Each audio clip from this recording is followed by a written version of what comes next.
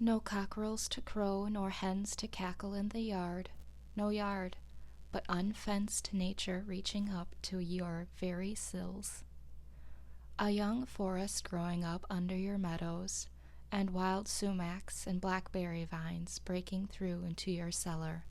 Sturdy pitch pines rubbing and creaking against the shingles for want of room, their roots reaching quite under the house. Instead of a scuttle or a blind blown off in the gale, a pine tree snapped off or torn up by the roots behind your house for fuel. Instead of no path to the front yard gate in the great snow, no gate, no front yard, and no path to the civilized world. Solitude. This is a delicious evening, when the whole body is one sense, and imbibes delight through every pore. I go and come with a strange liberty in nature, a part of herself. As I walk along the stony shore of the pond in my shirt sleeves, though it is cool as well as cloudy and windy, and I see nothing special to attract me, all the elements are unusually congenial to me. The bullfrogs trump to usher in the night, and the note of the whippoorwill is borne on the rippling wind from over the water. Symphony with the fluttering alder and poplar leaves almost takes away my breath, yet, like the lake, my serenity is rippled but not ruffled. These small waves raised by the evening wind are as remote from storm as the smooth reflecting surface. Though it is now dark, the wind still blows and roars in the wood. The waves still dash, and some creatures lull the rest with their notes. The repose is never complete. The wildest animals do not repose, but seek their prey now. The fox, the skunk, and rabbit now roam the fields and woods without fear. They are nature's watchmen, links which connect the days of animated life. When I return to my house, I find that visitors have been there and left their cards, either a bunch of flowers, or a wreath of evergreen, or a name in pencil on a yellow walnut leaf or a chip. They who come rarely to the woods take some little piece of the forest into their hands to play with by the way, which they leave, either intentionally or accidentally. One has peeled a willow wand, woven it into a ring, and dropped it on my table. I could always tell if visitors had called in my absence, either by the bended twigs or grass, or the print of their shoes, and generally of what sex or age or quality they were by some slight traces left, as a flower dropped, or a bunch of grass plucked and thrown away, even as far off as the railroad, half a mile distant, or by the lingering odor of a cigar or pipe. Nay, I was frequently notified of the passage of a traveler along the highway 60 rods off by the scent of his pipe. There is commonly sufficient space about us. Our horizon is never quite at our elbows. The thick wood is not just at our door, nor the pond, but somewhat is always clearing, familiar and worn by us, appropriated and fenced in some way, and reclaimed from nature. For what reason have I this vast range and circuit, some square miles of unfrequented forest for my privacy, abandoned to me by men? My nearest neighbor is a mile distant, and no house is visible from any place but the hilltops within half a mile of my own. I have my horizon bounded by woods all to myself, a distant view of the railroad where it touches the pond on the one hand, and of the fence which skirts the woodland road on the other. But for the most part it is as solitary where I live as on the prairies. It is as much Asia or Africa as New England. I have, as it were, my own sun and moon and stars, and a little world all to myself. At night there was never a traveler past my house, or knocked at my door, more than if I were the first or last man, unless it were in the spring, when at long intervals some came from the village to fish for pouts. They plainly fished much more in the Walden pond of their own natures, and baited their hooks with darkness, but they soon retreated, usually with light baskets, and left the world to darkness and to me. And the black kernel of the night was never profaned by any human neighborhood. I believe that men are generally still a little afraid of the dark, though the witches are all hung, and Christianity and candles have been introduced.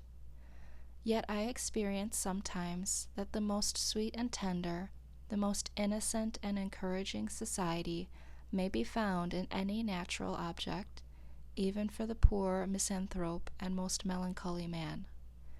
There can be no very black melancholy to him who lives in the midst of nature and has his senses still. There was never yet such a storm, but it was Aeolian music to a healthy and innocent ear. Nothing can rightly compel a simple and brave man to a vulgar sadness. While I enjoy the friendship of the seasons, I trust that nothing can make life a burden to me. The gentle rain which waters my beans and keeps me in the house today is not drear and melancholy, but good for me too. Though it prevents my hoeing them, it is of far more worth than my hoeing.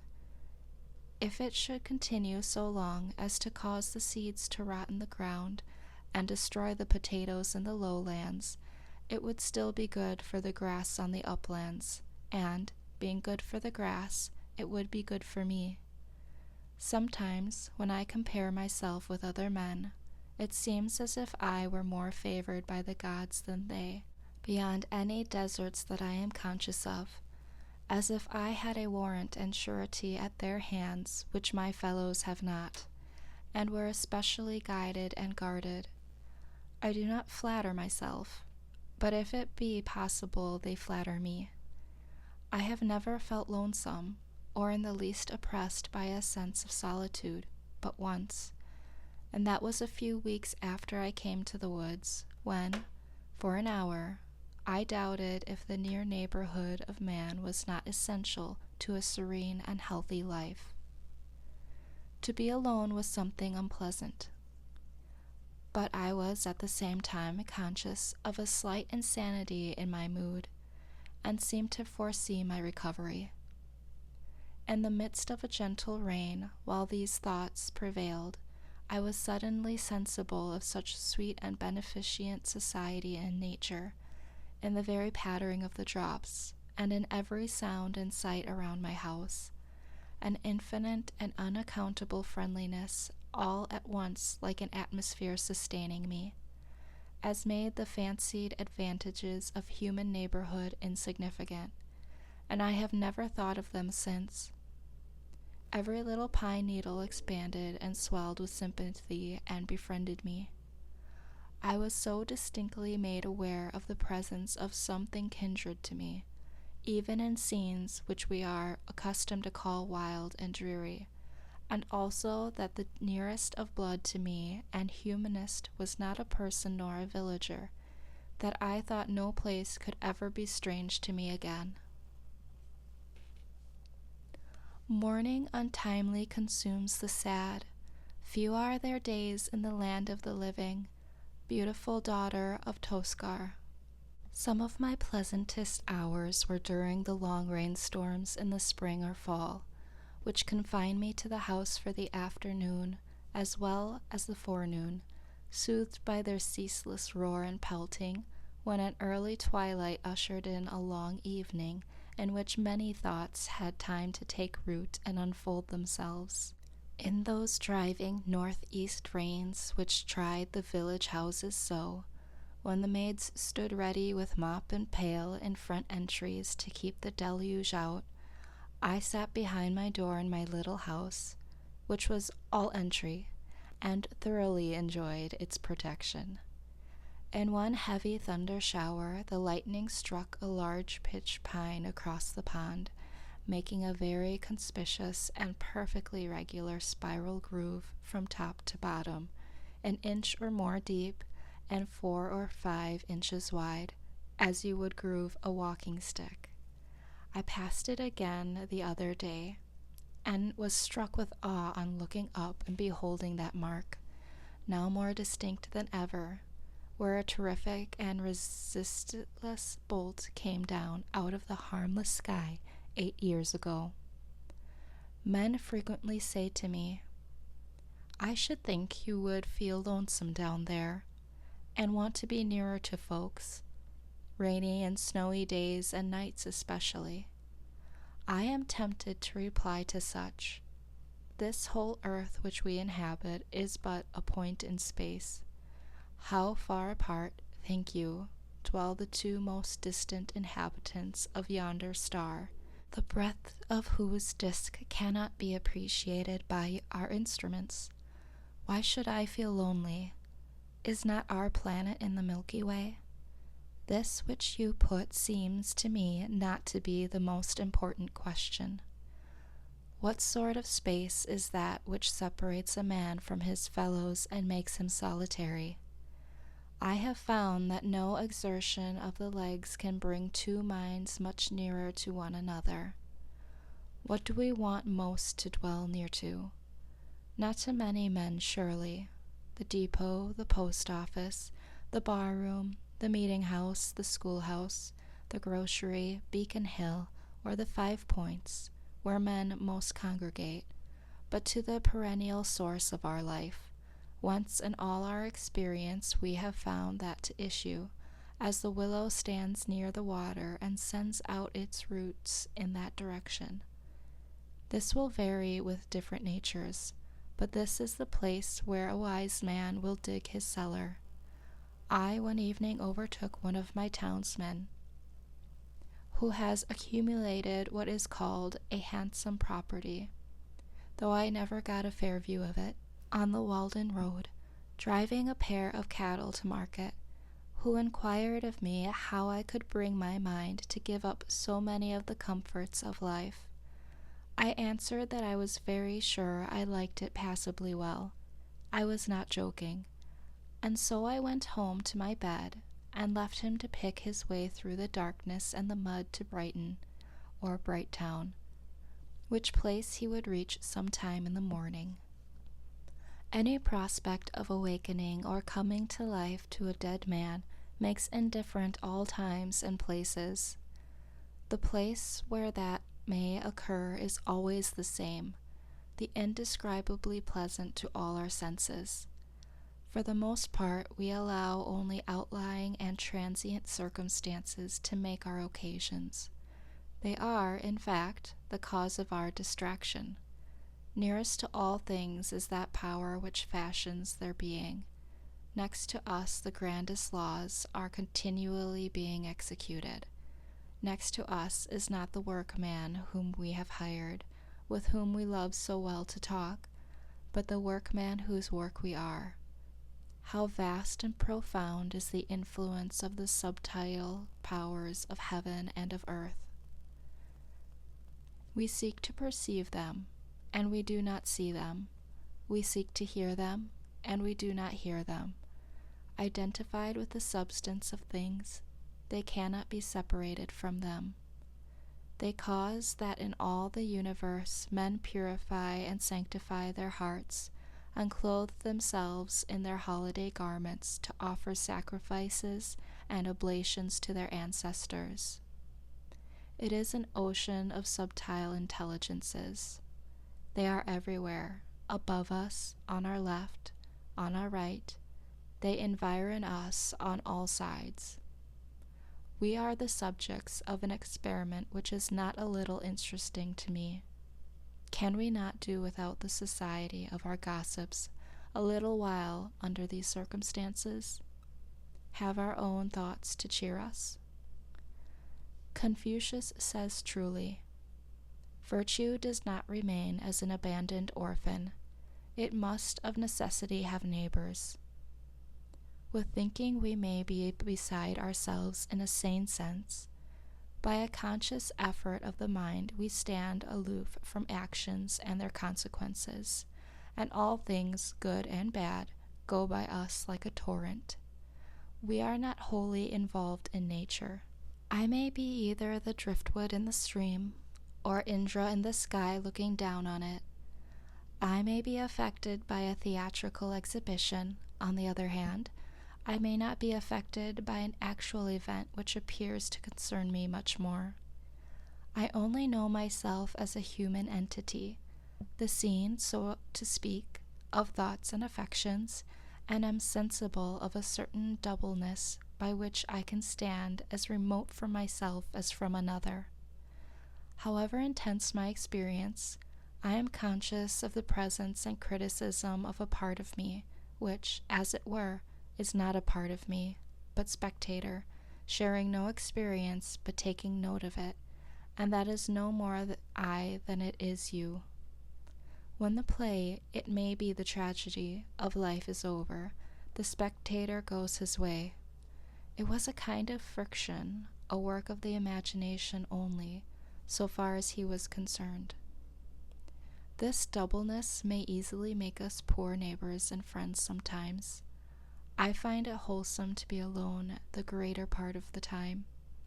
To be in company, even with the best, is soon wearisome and dissipating. I love to be alone. I never found the companion that was so companionable as solitude. We are, for the most part, more lonely when we go abroad among men than when we stay in our chambers. A man thinking or working is always alone, let him be where he will. Solitude is not measured by the miles of space that intervene between a man and his fellows. The really diligent student in one of the crowded hives of Cambridge College is as solitary as a dervish in the desert. The farmer can work alone in the field or the woods all day, hoeing or chopping, and not feel lonesome because he is employed.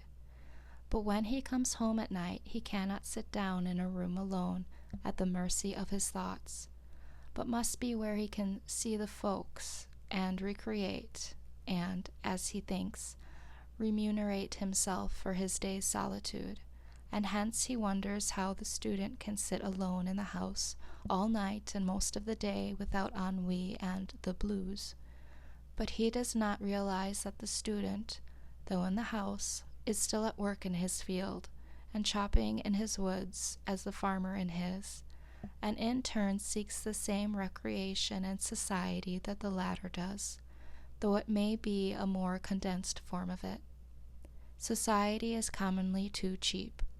We meet at very short intervals, not having had time to acquire any new value of each other. We meet at meals 3 times a day, and give each other a new taste of that old musty cheese that we are.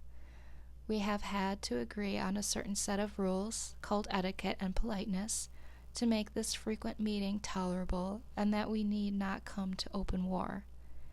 We meet at the post office, and at the sociable, and about the fireside every night. We live thick, and are in each other's way, and stumble over one another, and I think that we thus lose some respect for one another. Certainly less frequency would suffice for all important and hearty communications. Consider the girls in a factory, never alone, hardly in their dreams. It would be better if there were but one inhabitant to a square mile, as where I live. The value of a man is not in his skin, that we should touch him. I have heard of a man lost in the woods and dying of famine and exhaustion at the foot of a tree, whose loneliness was relieved by the grotesque visions with which, owing to bodily weakness, his diseased imagination surrounded him, and which he believed to be real. So also, owing to bodily and mental health and strength, we may be continually cheered by a like but more normal and natural society, and come to know that we are never alone. I have a great deal of company in my house, especially in the morning when nobody calls. Let me suggest a few comparisons, that some one may convey an idea of my situation. I am no more lonely than the loon in the pond that laughs so loud, or than Walden Pond itself. What company has that lonely lake, I pray? And yet it has not the blue devils, but the blue angels in the azure tint of its waters. The sun is alone, except in thick weather, when there sometimes appears to be two, but one is a mock sun. God is alone, but the devil, he is far from being alone. He sees a great deal of company. He is legion. I am no more lonely than a single mullein or dandelion in a pasture, or a bean leaf or sorrel, or a horsefly, or a bumblebee. I am no more lonely than the millbrook, or a weathercock, or the north star, or the south wind, or an April shower, or a January thaw, or the first spider in a new house. I have occasional visits in the long winter evenings, when the snow falls fast and the wind howls in the wind, from an old settler and original proprietor, who is reported to have dug Walden Pond and stoned it, and fringed it with pine woods, who tells me stories of old time and of new eternity, and between us we manage to pass a cheerful evening with social mirth and pleasant views of things, even without apples or cider, a most wise and humorous friend, whom I love much, who keeps himself more secret than ever did Goffe or Wally, and though he is thought to be dead, none can show where he is buried. An elderly dame, too, dwells in my neighborhood, invisible to most persons, and whose odorous herb garden I love to stroll sometimes, gathering simples and listening to her fables, for she has a genius of unequaled fertility, and her memory runs back farther than mythology, and she can tell me the original of every fable, and on what fact every one is founded, for the incidents occurred when she was young. A ruddy and lusty old dame, who delights in all weathers and seasons, and is likely to outlive all her children yet. The indescribable innocence and beneficence of nature, of sun and wind and rain, of summer and winter, such health, such cheer they afford forever.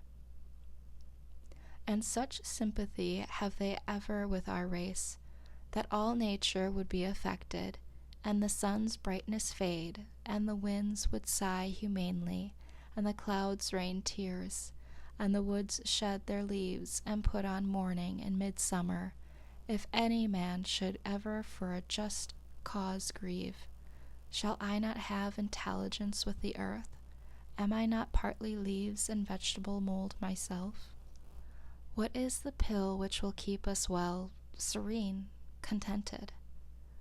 Not my or thy great-grandfathers, but our great-grandmother Nature's universal, vegetable, botanic medicines, by which she has kept herself young always, outlived so many old pars in her day, and fed her health with their decaying fatness. For my panacea, instead of one of those quack vials of a mixture dipped from Acheron and the Dead Sea, which come out of those long, shallow, black schooner-looking wagons which we sometimes see made to carry bottles, let me have a draught of undiluted morning air. Morning air! If men will not drink of this at the fountain-head of the day, why, then, we must even bottle up some and sell it in the shops, for the benefit of those who have lost their subscription ticket to morning time in this world. But remember, it will not keep quiet till noonday even in the coolest cellar, but drive out the stopples long ere that, and follow westward the steps of Aurora. I am no worshipper of Hygeia, who was the daughter of the old herb doctor Aesculapius, and who is represented on monuments holding a serpent in one hand, and in the other a cup of which the serpent sometimes drinks, but rather of Hebe, cup-bearer to Jupiter, who was the daughter of Juno and wild lettuce, and who had the power of restoring gods and men to the vigor of youth. She was probably the only thoroughly sound-conditioned, healthy, and robust young lady that ever walked the globe, and wherever she came it was spring. Visitors. I think that I love society as much as most, and am ready enough to fasten myself like a bloodsucker for the time to any full-blooded man that comes in my way. I am naturally no hermit, but might possibly sit out the sturdiest frequenter of the barroom if my business called me thither. I had 3 chairs in my house, 1 for solitude, 2 for friendship, 3 for society. When visitors came in larger and unexpected numbers, there was but the 3rd chair for them all. But they generally economized the room by standing up. It is surprising how many great men and women a small house will contain. I have had 25 or 30 souls, with their bodies, at once under my roof, and yet we often parted without being aware that we had come very near to one another. Many of our houses, both public and private, with their almost innumerable apartments, their huge halls, and their cellars for the storage of wines and other munitions of peace, appear to be extravagantly large for their inhabitants. They are so vast and magnificent that the latter seem to be only vermin which infest them. I am surprised when the herald blows his summons before some Tremont or Astor or Middlesex house, to see come creeping out over the piazza for all inhabitants a ridiculous mouse, which soon again slinks into some hole in the pavement. One inconvenience I sometimes experienced in so small a house, the difficulty of getting to a sufficient distance from my guest when we began to utter the big thoughts in big words. You want room for your thoughts to get into sailing trim and run a course or 2 before they make their port. The bullet of your thought must have overcome its lateral and ricochet motion and fallen into its last and steady course before it reaches the ear of the hearer, else it may plow out again through the side of his head. Also, our sentences wanted room to unfold and form their columns in the interval. Individuals, like nations, must have suitable broad and natural boundaries, even a considerable neutral ground between them. I have found it a singular luxury to talk across the pond to a companion on the opposite side. In my house we were so near that we could not begin to hear.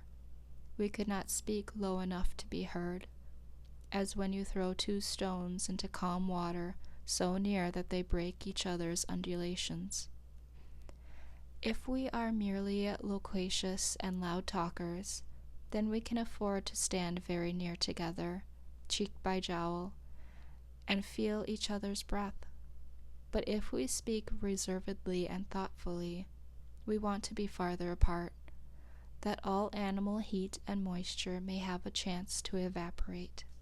If we would enjoy the most intimate society with what in each of us which is without, or above, being spoken to, we must not only be silent, but commonly so far apart bodily that we cannot possibly hear each other's voice in any case. Referred to this standard, speech is for the convenience of those who are hard of hearing, but there are many fine things which we cannot say if we have to shout. As the conversation began to assume a loftier and grander tone, we gradually shoved our chairs farther apart till they touched the wall in opposite corners, and then commonly there was not enough room. My best room, however, my withdrawing room, always ready for company, on whose carpet the sun rarely fell, was the pine wood behind my house. Thither in summer days, when distinguished guests came, I took them, and a priceless domestic swept the floor and dusted the furniture and kept the things in order. If one guest came, he sometimes partook of my frugal meal, and it was no interruption to conversation to be stirring a hasty pudding, or watching the rising and maturing of a loaf of bread in the ashes in the meanwhile.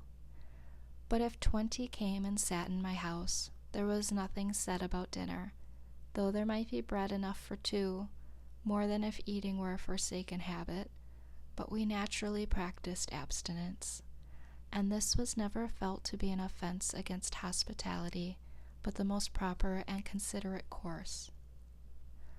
The waste and decay of physical life, which so often needs repair, seemed miraculously retarded in such a case, and the vital vigor stood its ground.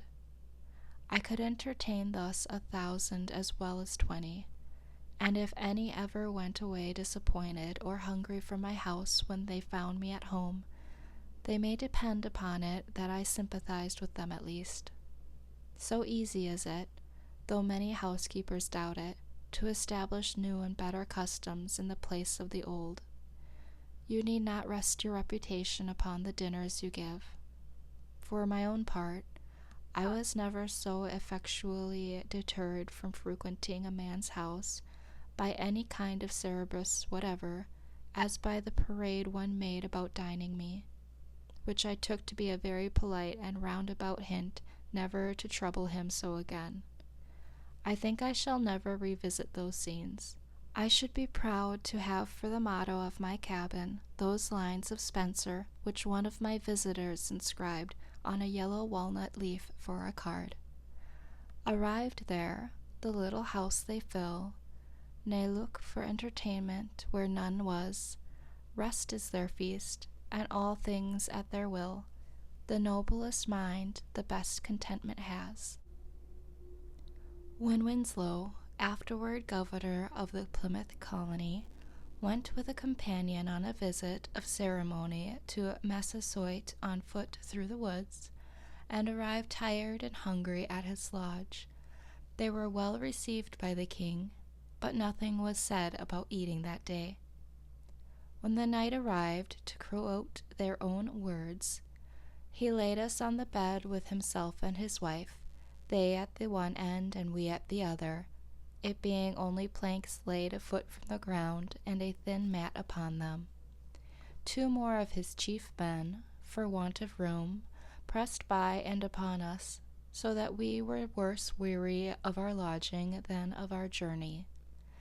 At 1 o'clock the next day Massasoit brought 2 fishes that he had shot, about thrice as big as a bream. These being boiled, there were at least 40 looked for a share in them, the most eat of them.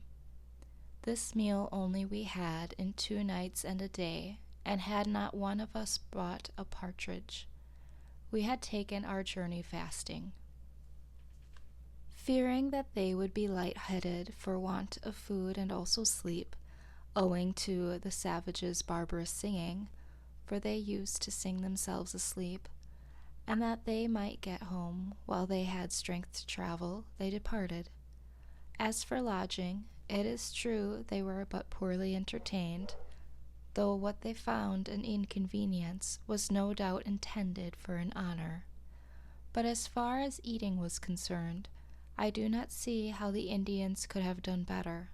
They had nothing to eat themselves, and they were wiser than to think that apologies could supply the place of food to their guests. So they drew their belts tighter and said nothing about it. Another time when Winslow visited them, it being a season of plenty with them, there was no deficiency in this respect. As for men, they will hardly fail one anywhere. I had more visitors while I lived in the woods than at any other period in my life. I mean that I had some. I met several there under more favorable circumstances than I could anywhere else, but fewer came to see me on trivial business. In this respect, my company was winnowed by my mere distance from town. I had withdrawn so far within the great ocean of solitude, into which the rivers of society empty, that for the most part, so far as my needs were concerned, only the finest sediment was deposited around me.